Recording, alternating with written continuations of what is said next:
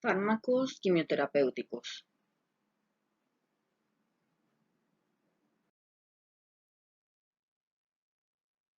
Cuando hablamos de quimioterapéuticos, tenemos que tener presente que se trata de fármacos que se utilizan en diferentes infecciones, infecciones bacterianas, infecciones virales, y pues hoy día estas infecciones causan una gran cantidad de enfermedad, al igual que mortalidad a los pacientes cuando no son tratadas a tiempo o adecuadamente.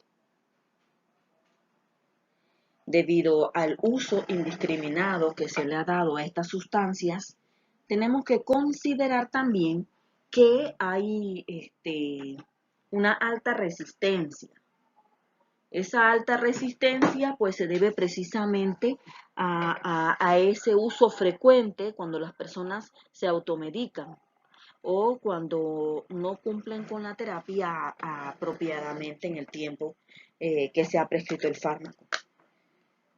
Más adelante veremos un poquito eso de la resistencia bacteriana. Sabemos también que en cuanto a las infecciones virales, hay un gran potencial para el desarrollo de nuevos fármacos. Por ejemplo, en el caso del VIH, nosotros tenemos hoy día también atacando a la población un microorganismo para el cual no se ha encontrado la cura, que tiene que ver con el COVID-19. Bueno, y asimismo, un gran arsenal de medicamentos utilizados para diferentes tipos de infecciones.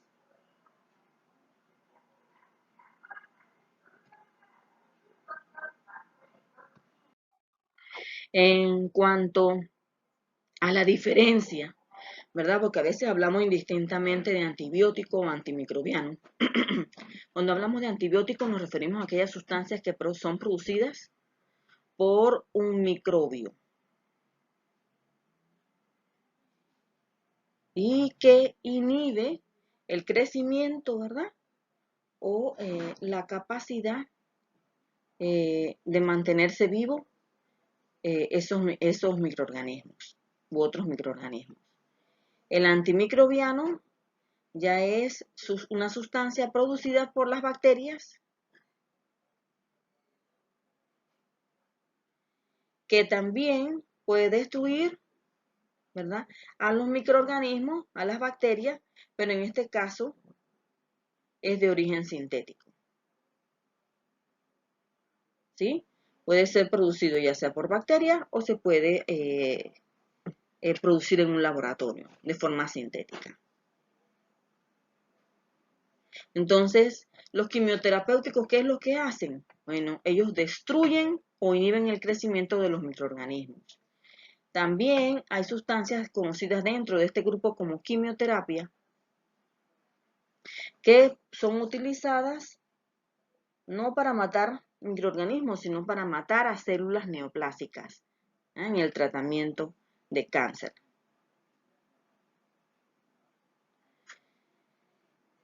Por supuesto que también tienen la capacidad de actuar de una manera selectiva, producir una toxicidad selectiva contra los microorganismos. Y eso es importante, ¿verdad? Sobre todo cuando, para evitar el uso de un mismo quimioterapéutico en diferentes infecciones, porque de esta manera podríamos causar entonces también una resistencia bacteriana. Eh, la actividad de un fármaco antimicrobiano puede caracterizarse en términos de su efecto, ya sea bactericida o bacteriostático. Bactericida es que mata a la bacteria y bacteriostático inhibe el crecimiento. También esta actividad puede caracterizarse por su espectro de actividad contra grupos importantes de microorganismos y muchas veces esta actividad depende de la concentración de el antimicrobiano y también del tiempo o duración de acción, el tiempo en el cual se administra. Entonces, es importante destacar, ¿verdad?, que los microorganismos pueden ser atacados a través de estos antimicrobianos de distintas maneras. Entonces se dice que un fármaco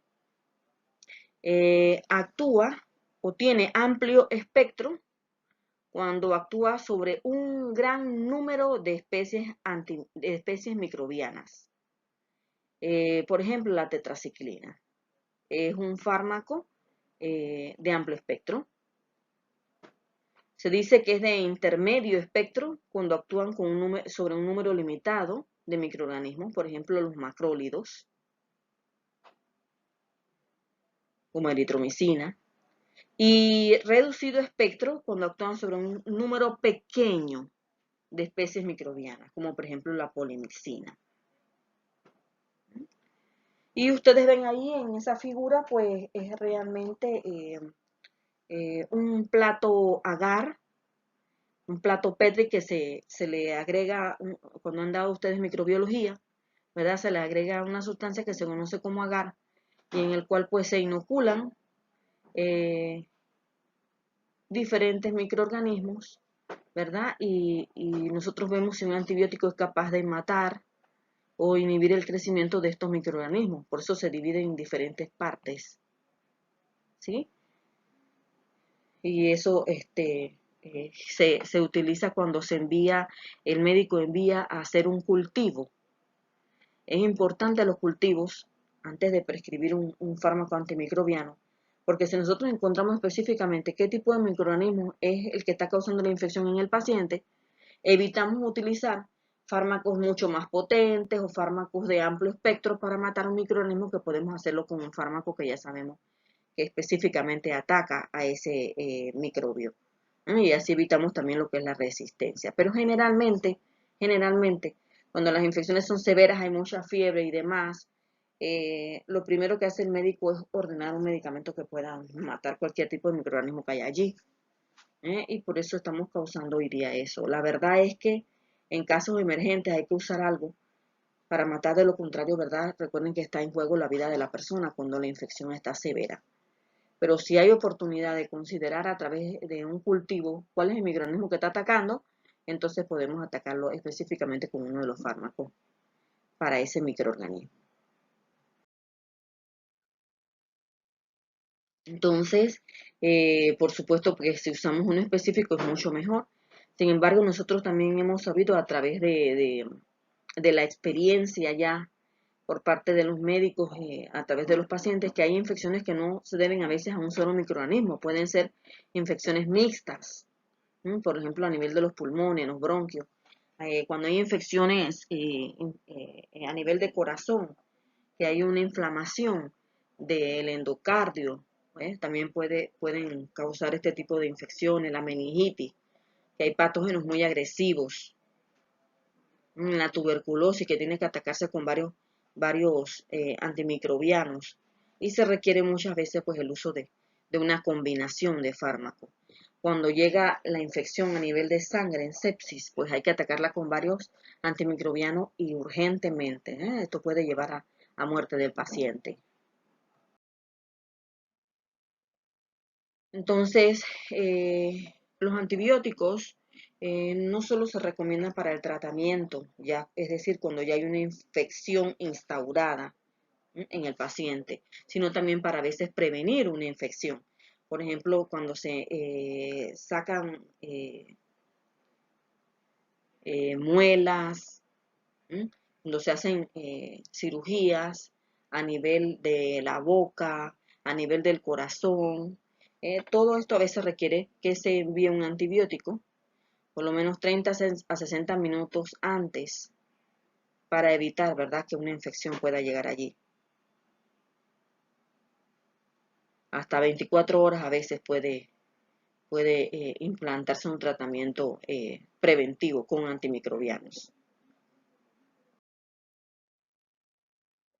Y ustedes ven en este gráfico precisamente el número de bacterias viables, o sea, vivas, en el eje Y por mililitro, y en el eje X la droga en función del tiempo, o del fármaco en función del tiempo. Y ustedes ven el efecto, ¿no? Por ejemplo, la curva más elevada, la que va hacia arriba, es la que usamos como control, y ahí está el crecimiento bacteriano en su máximo nivel. Ahí no se ha administrado ningún fármaco antimicrobiano. Pero ya cuando administramos un fármaco, por ejemplo, que es bacteriostático, que inhibe el crecimiento, ustedes ven cómo la curva se desvía hacia la derecha en el centro. ¿Sí? Bacteriostático, o sea, se mantiene a ese nivel, impide el crecimiento o la replicación del microorganismo. Y cuando es bactericida que lo mata, ustedes ven cómo baja esa curva, por ejemplo, en el caso de la penicilina, que es un bactericida, cómo inmediatamente se eliminan todas las bacterias que son viables a través del tiempo en ese gráfico. Entonces, el efecto bactericida o bacteriostático de un fármaco va a depender de varios factores. Factores como la concentración alcanzada de ese fármaco en el sitio de la infección, en el lugar de la infección. También por el tipo de microorganismo que esté atacando. El tamaño, ¿verdad? De inóculo, es decir, de la concentración del microorganismo. O por el tiempo de acción y la fase de crecimiento de la bacteria. Recordemos que los antimicrobianos no actúan en nosotros, actúan sobre el microorganismo. Una vez ellos ataquen el microorganismo, ya sea que inhiban el crecimiento o lo maten, entonces desaparecen los efectos que están produciendo en nuestro organismo.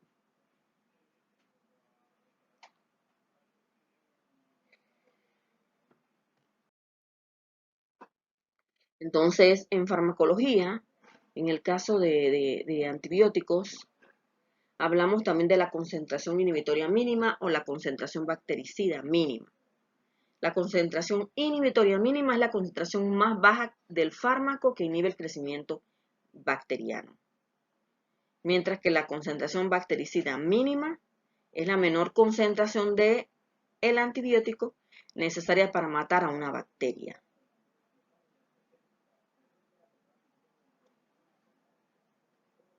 Entonces, aquellos antibióticos se dice que son bactericidas cuando estos antibióticos alcanzan las concentraciones en sangre que exceden a la concentración bactericida mínima.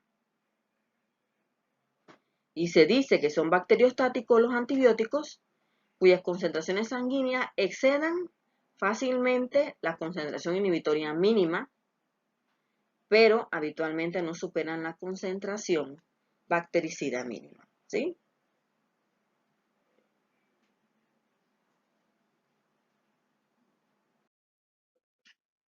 Entonces, al igual que en otras patologías, en otras enfermedades, se requiere muchas veces combinar varios fármacos para ayudar a matar o inhibir el crecimiento de una bacteria, en el caso de una infección. Entonces, por ejemplo, en endocarditis se usa la combinación de penicilina con aminoglicósido. O, por ejemplo, la combinación de penicilina con tetraciclina para el tratamiento de una meningitis bacteriana. ¿Sí? ¿Por qué? Por el daño que puede causar en el primer caso, ¿verdad? A nivel del corazón y en el último caso a nivel cerebral, lo que son las meninges. Entonces puede ocasionar la muerte del paciente y hay que actuar rápidamente.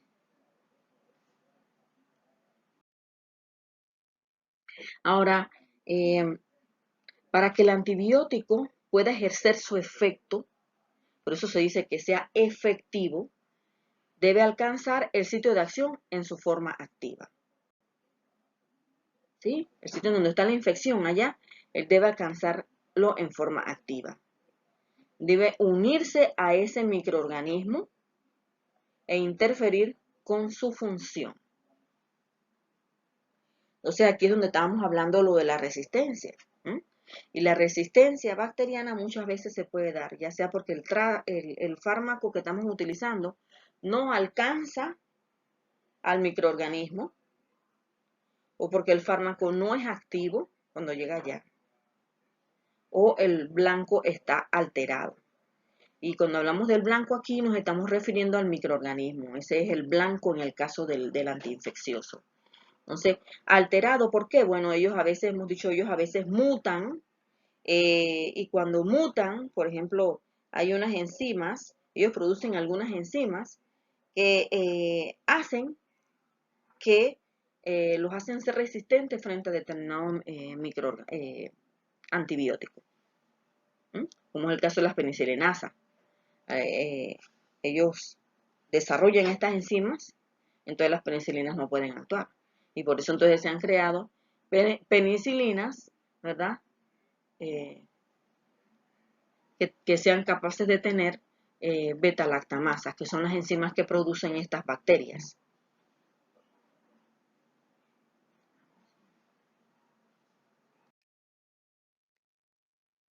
Entonces, veamos un poquito más acerca de las resistencias, ¿no?, de estos fármacos. Veamos cómo es que actúan y qué es lo que sucede. ¿Por qué se ocasiona la resistencia? Entonces, cuando hablamos de resistencia, hablamos de la capacidad que tiene el microorganismo para evitar que el fármaco antimicrobiano actúe sobre él y lo mate o inhiba su crecimiento. Entonces, en este sentido,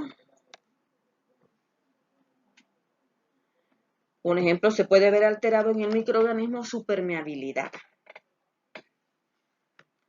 Recordemos que los microorganismos tienen, algunos tienen pared bacteriana y otros tienen membrana celular.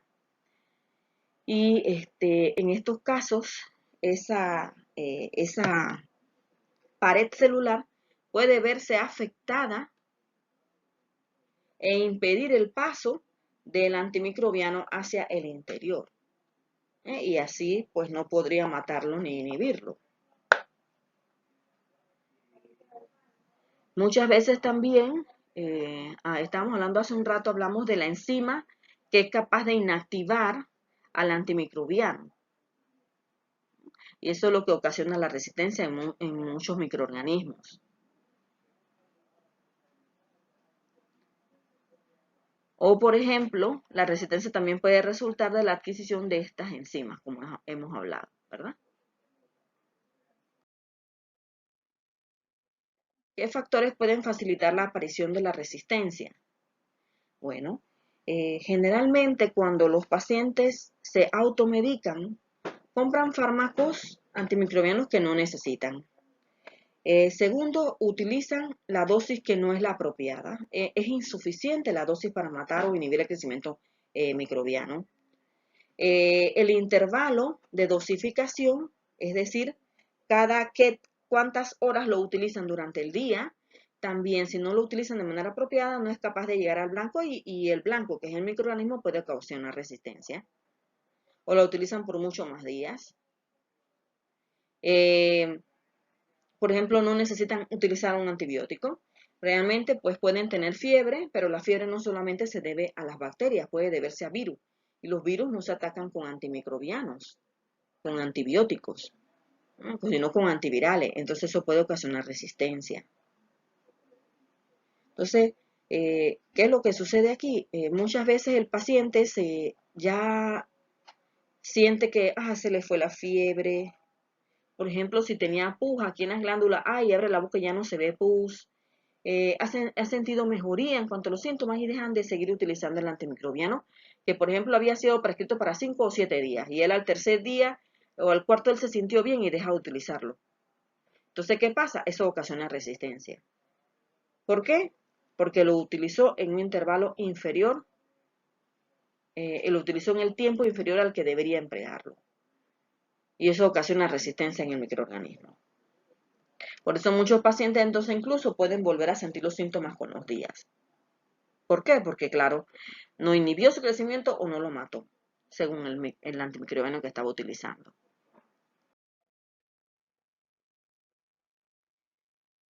Entonces, fíjense, más del 70% de las infecciones bacterianas están asociadas a los hospitales. La resistencia bacteriana a hospitales. Entonces tenemos que tener cuidado, ¿verdad? Preocupación también de las cepas por ejemplo, de Gonococcus y la Haemophilus, que son productores de beta-lactamasas. Hay que tener mucho cuidado. Así que el profesional de salud, en cuanto a la educación que debe darle al paciente de cómo debe utilizar y por cuánto tiempo debe utilizar el antimicrobiano, es fundamental.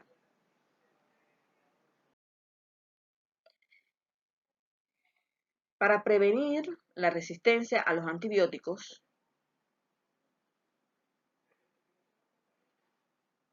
hay algunos pasos, por ejemplo, la vacunación, ¿no? Cuando se utilizan catéteres, recuerden que los catéteres entran al cuerpo y si están contaminados pueden producir infección. Hay que tener un cuidado en el uso de estos catéteres y mucho control y cumplimiento en cuanto a la higiene de las manos. Es fundamental. Entonces, los antimicrobianos actúan por diferentes mecanismos de acción. Unos inhiben la síntesis de la pared celular, otros producen desorganización de la membrana o alteran la permeabilidad celular, otros pueden inhibir la síntesis proteica, estamos hablando todo esto del microorganismo, pueden interferir con la síntesis de los ácidos nucleicos o bloquear también la síntesis del ácido fólico.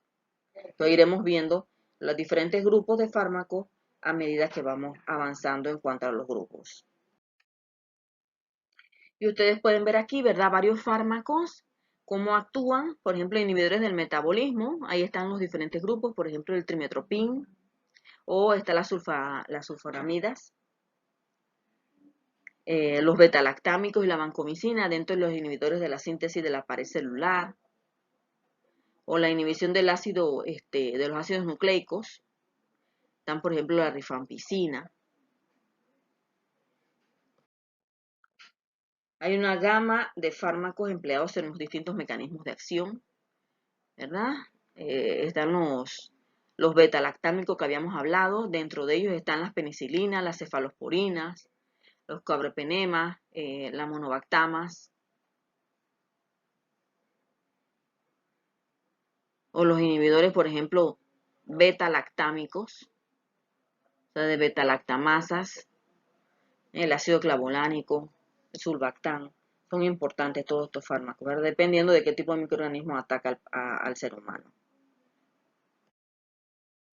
Entonces vamos a hablar del primer grupo, las penicilinas. Las penicilinas están indicadas en el tratamiento de infecciones, como por ejemplo del tracto respiratorio alto, como son las neumonías. También están indicados en infecciones de la piel, del hueso, estomacales, infecciones de la sangre, por ejemplo. Las penicilinas actúan sobre la pared celular, lo que tiene que ver la síntesis de la pared celular. Entonces, no afectan el crecimiento de las células de los humanos. Estamos hablando de la célula bacteriana. Muchas de estas enzimas también producen, ¿verdad? La penicilinasa que habíamos hablado hace un rato, que es la beta-lactamasa, y esto destruye a la penicilina. Entonces, en estos casos habrá que utilizar penicilinas, ¿verdad? Que actúen contra esas beta-lactamasas. Pero también hay dentro del grupo de las penicilinas algunas que no son afectadas por estas enzimas que desarrollan o producen los mismos microorganismos. Entonces, si nosotros vemos en el caso de las penicilinas, veamos su estabilidad en el medio ácido y a las penicilinasas, ustedes ven, por ejemplo, allí en pantalla las que se pueden utilizar por vía oral y podemos ver dentro de las penicilinas que atacan estafilococos está la cloxacilina, dicloxacilina, ¿verdad? Todas ellas estas, las otras que tienen espectro mucho más extendido está la ampicilina y la amoxicilina. Y todas esas que están en negrito son estables a penicilinasa. O sea, si el microorganismo tiene penicilinasa, es decir, beta-lactamasa, usted puede utilizar cualquiera de ellas, porque sabemos que entonces va a destruir al microorganismo. También, por ejemplo, se puede utilizar en combinación por vía oral amoxicilina con ácido clavulánico.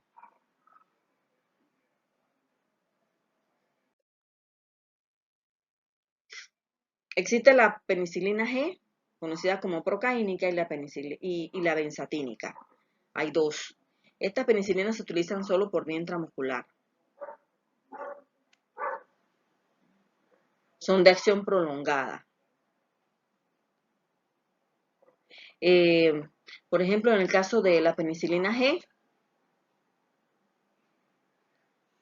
su absorción, si se diera por vía oral, puede verse afectada con los alimentos.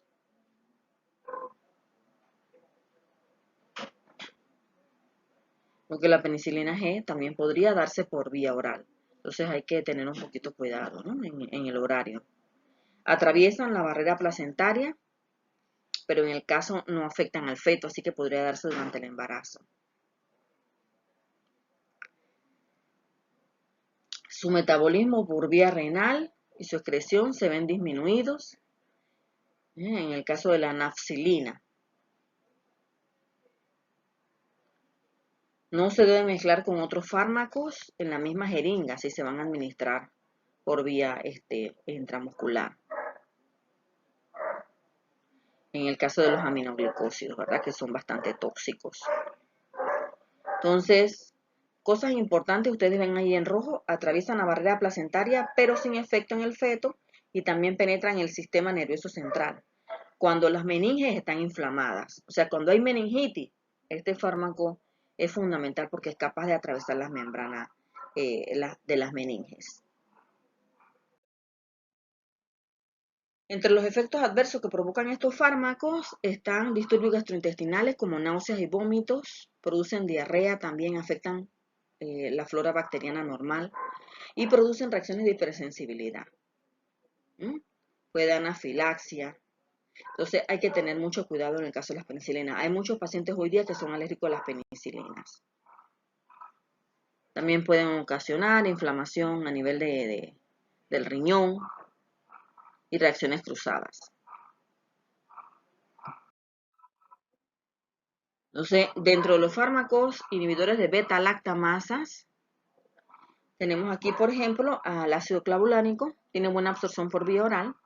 También está el sulbactam, se utiliza por vía parenteral y se puede utilizar en combinación también con la ampicilina. Hay combinación de los fármacos dependiendo de los microorganismos que podamos atacar.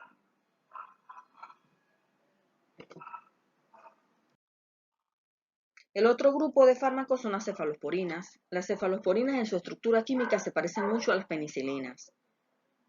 Así que hay que tener cuidado porque los pacientes que son alérgicos a penicilinas podrían resultar alérgicos a las cefalosporinas. Y generalmente no se le administran cefalosporinas a un paciente que es alérgico a penicilina. Las cefalosporinas se clasifican en varias generaciones. Los fármacos están agrupados en diferentes generaciones porque a medida que han sido yéndose o produciéndose o inventando estos fármacos, han surgido, ¿verdad?, su actividad o tienen mejor actividad frente a algo, han desarrollado algo que les permite estar en una generación superior. Entonces vemos allí hasta la quinta generación.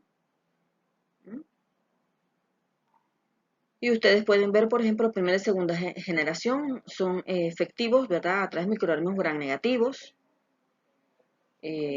Tal vez los de segunda y tercera pueden ser sobre gram positivos. Y en las dos últimas generaciones, ¿verdad?, se ha mejorado su estructura frente a la resistencia bacteriana.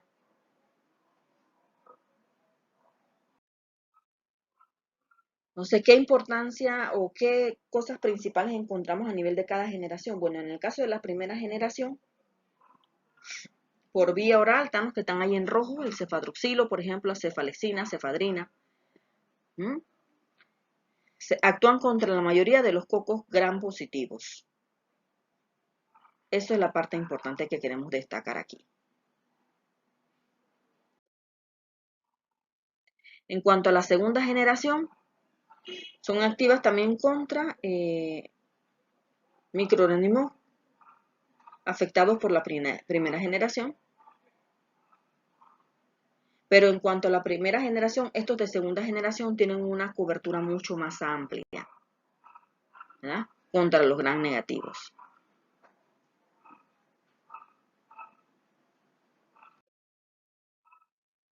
Los de tercera generación, bueno, son activos contra todos los gram negativos inhibidos por la primera y segunda generación, pero tienen mayor actividad también o amplio espectro contra los gram negativos comparadas a la segunda generación.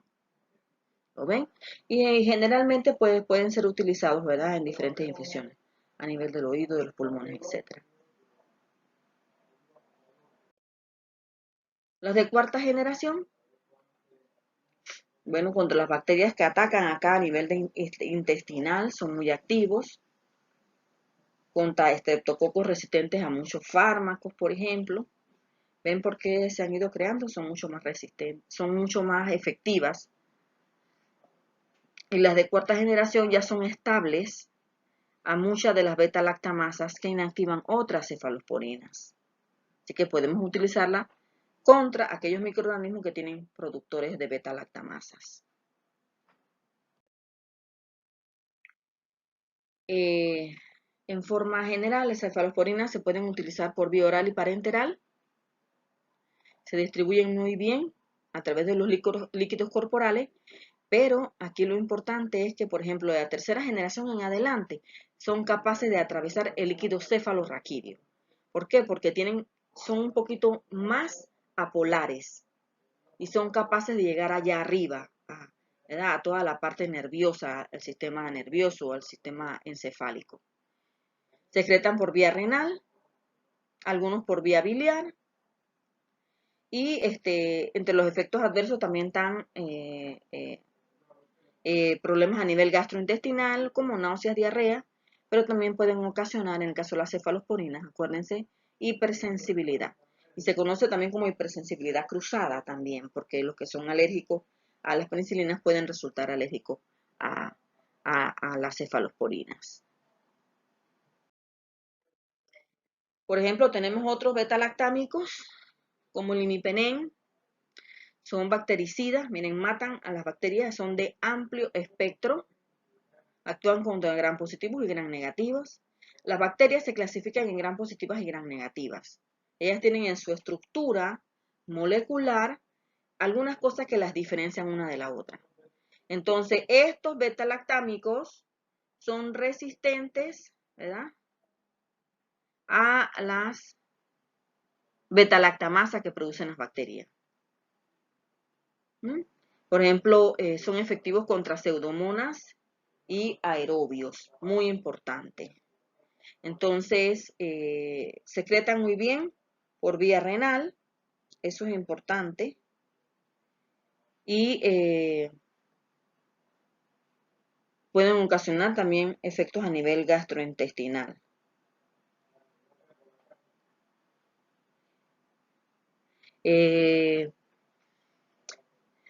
Por ejemplo, el Aztreonam se excreta por vía renal. Y puede incluso ocasionar, si se administra por vía intravenosa, flebitis. Muy importante. La vancomicina inhibe la síntesis de los fosfolípidos en la pared celular. Actúa sobre la pared celular. Entonces, puede ocasionar, imagínense ustedes, también colitis. Puede utilizarse en combinación con aminoglicósidos, ¿verdad?, para aumentar su efecto. Cuando se administra la vancomicina por vía intravenosa debe hacerse de forma lenta. ¿Por qué? Bueno, porque puede ocasionar el síndrome del cuello rojo, del hombre rojo. Esto lo único que lo pueden ver son el personal de enfermería que se encuentran en sala y deben estar atentos. Si usted se pasa de la velocidad de infusión, la hace mucho mayor de lo que es permitido, puede ocasionar esta reacción adversa. Secretan este fármaco por vía renal. Es muy tóxico, fíjense que puede ocasionar daño sobre el oído, o también sobre el riñón. Así que estos fármacos no son de primera elección, se dejan ya para microorganismos específicos, cuando los otros no actúan.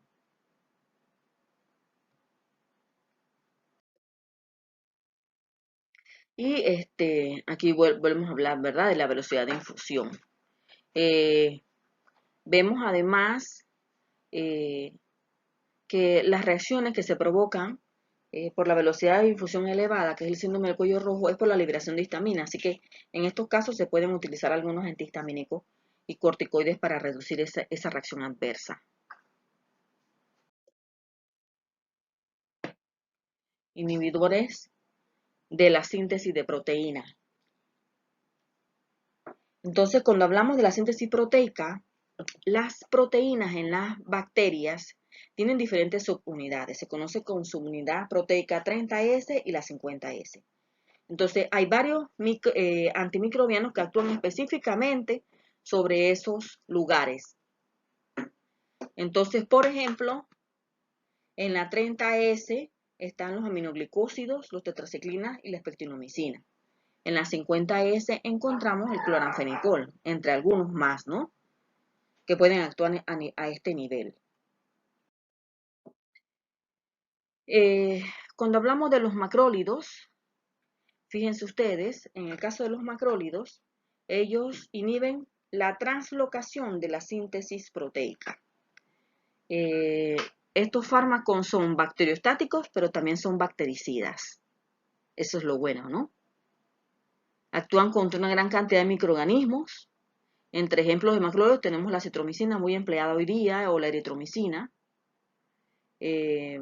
Muchas veces estos fármacos deben administrarse con el estómago vacío para ayudar a su absorción, porque los alimentos interfieren con la absorción. Están contraindicados en pacientes que tienen problema hepático. ¿Por qué? Bueno, porque a través del hígado es donde se metabolizan. Entonces son capaces de producir también problemas gastrointestinales.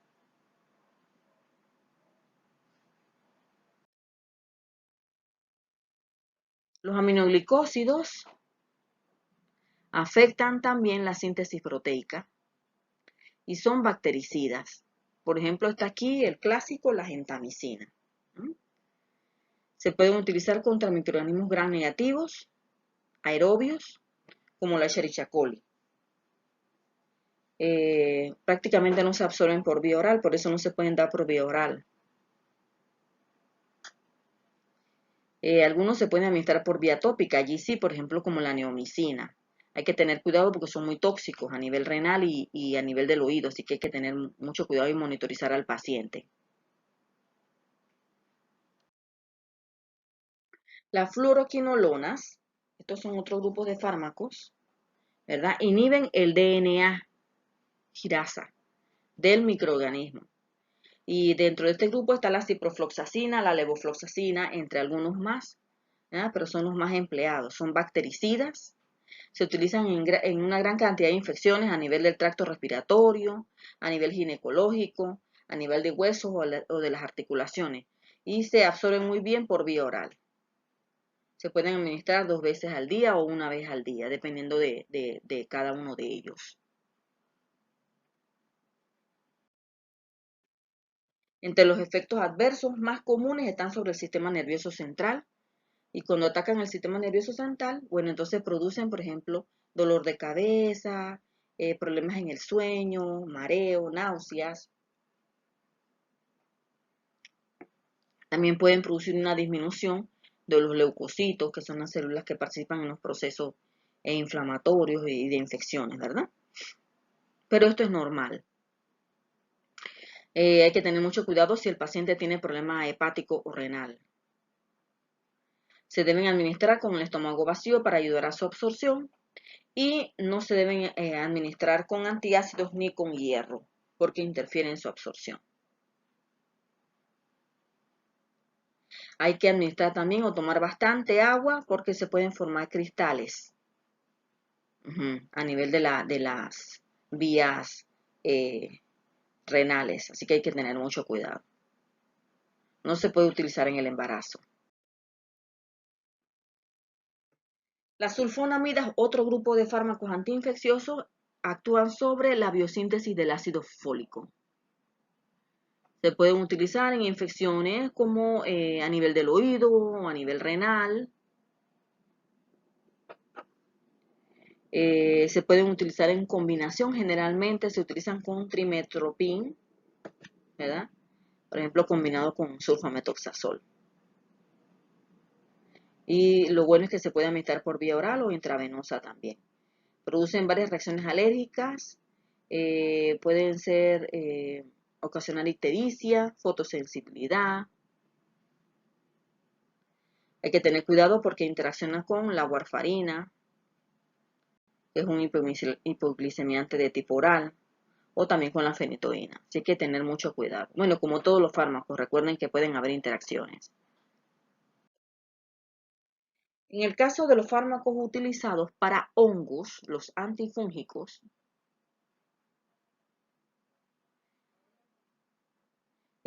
hoy día, ¿verdad? Se utilizan mucho para todas estas infecciones de tipo hongo. Y la mayoría de los hongos no son afectados por los antimicrobianos. Y estos fármacos que son utilizados para hongos tampoco hay específicos según el diferente tipo de hongo. Debido a que también son muy tóxicos, algunos de ellos no se pueden utilizar de manera indiscriminada, tienen uso restringido. Por eso que siempre se deben enviar diferentes pruebas para determinar cuál es el tipo de hongo que está atacando a las personas. Muy importante. Clase de antifúngicos. Hay diferentes clases de antifúngicos, están diferentes grupos, están los azoles, las equinocandinas, los polienos, que pueden afectar, ¿verdad? Y dentro de cada uno de estos grupos hay diferentes fármacos. Entonces, dentro de los fármacos que son utilizados para infecciones por hongos, tenemos algunos que pueden ser utilizados en micosis de tipo subcutáneo y otros a nivel superficial. Por ejemplo, la anfotericina B y el ketoconazol se utilizan para micosis de tipo subcutáneo, pero también de tipo sistémica, cuando son infecciones a nivel de sangre ya, que se ha regado por toda nuestra sangre. En el caso de micosis de tipo superficial, por ejemplo, telcotrimazol, ¿no? O la nistatina, por ejemplo, muy utilizadas también. Al igual que los antimicrobianos, en el caso de los hongos, los antifúngicos atacan principalmente al hongo, no a la célula del cuerpo humano. Entonces, en este caso hay distintos mecanismos de acción, algunos que actúan sobre la función de la membrana, como por ejemplo la anfotericina B, algunos actúan en la síntesis de la pared celular, como la caspongina, por ejemplo, algunos actúan a nivel de la síntesis de ácidos nucleicos, como el 5-fluoroxitosina, o a nivel también de la síntesis del ergosterol. El ergosterol, pues, es una molécula que se forma en el proceso de síntesis de los hongos y es fundamental. Entonces, hay fármacos que actúan sobre ese. Y, por ejemplo, está el fluconazol o litraconazol. Algunos también actúan a nivel de la síntesis del lanosterol. Ahora veamos algunos efectos adversos o interacciones que podrían ocasionarse con el uso de estos fármacos. La anfotericina B es muy tóxica a nivel del riñón, así que hay que tener un poquito de cuidado en el balance de potasio y magnesio también. Puede ocasionar tromboflebitis cuando se administra, ¿verdad?, a nivel venoso. Hay que tener cuidado con el uso en conjunto con corticosteroides o medicamentos que puedan ser tóxicos también a nivel renal, porque si no, entonces ocasionaremos un daño superior en el riñón. Por ejemplo, el fluconazol es hepatotóxico, así que hay que tener cuidado en pacientes que tienen algunos problemas a nivel del hígado. Hay que tener cuidado con su uso en conjunto con diuréticos, porque también inhiben la excreción, ¿sí? En el caso de la fluoxetina, produce depresión a nivel de la médula ósea y disminuye los niveles de trombocitos y, por ejemplo, de leucocitos a nivel de sangre.